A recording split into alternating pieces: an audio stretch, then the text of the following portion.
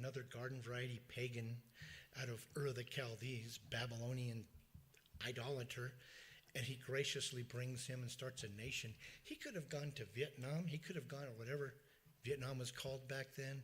He could have gone anywhere in the world and called somebody and made them the covenant nation to bring forth the Messiah. He graciously did this, but it's not because there's anything special about them. It's God's grace. And these are recipients of the God's grace. And as Paul says in Romans 1, the gospel's for the Jew first, and then for the Greek, then for the Gentile. And so he's just saying, my mission now, I'm sent for the lost sheep of the house of Israel. And then she came persistently and worshiped him, saying, Lord, help me. Say, that's got to break him. Man, that's got to break him. This lady's at the end of herself.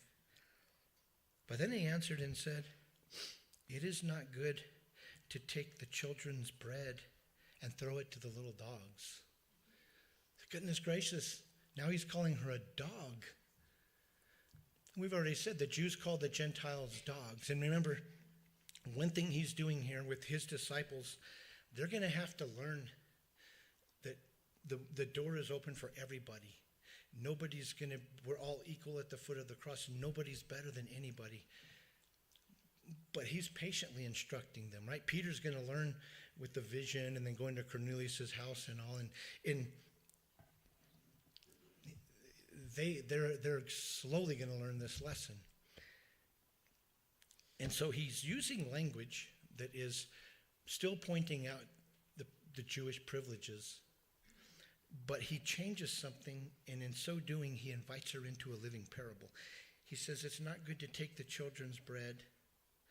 Obviously, the children are the Jews, right? The house of Israel. And throw it to the little dogs. And he uses a different word. It's not the word for the ravenous wild dogs that are out toward Jezebel's body apart, for instance. This is now a little puppy, a household pet. Not all dogs were despised. He's using the language of the household pet. You say, well, but he's still calling her a dog. Yes, but there's an important thing he's doing. Think of those two words, household pet. What's that mean?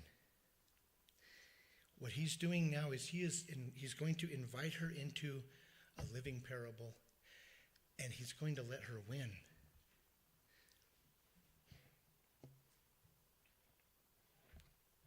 Do you remember when Jacob wrestled with God, and God dislocated his hip, and Jacob said, I'm not going to let go till you bless me.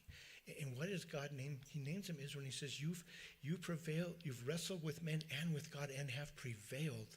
Say, how can God let him win? When my son was little, this might just speak to how poor of a father I was in some ways or something, but we would wrestle on the trampoline, and what I would do is I would adjust my strength to his strength. He was little. And so I would let him wrestle, and it would be hard, but I would usually let him win. That's what's about it. You should have let him lose sometimes too, you know. Maybe that's my failings there. But the idea is, of course, I'm way stronger than him. But I adjusted myself to him and allowed him to work really hard and still win.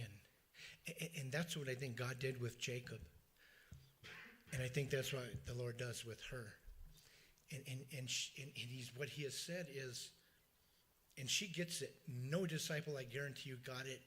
Peter probably didn't get this until after Cornelius' house. And she gets it, what Jesus is saying. Jesus is saying it's still the same house.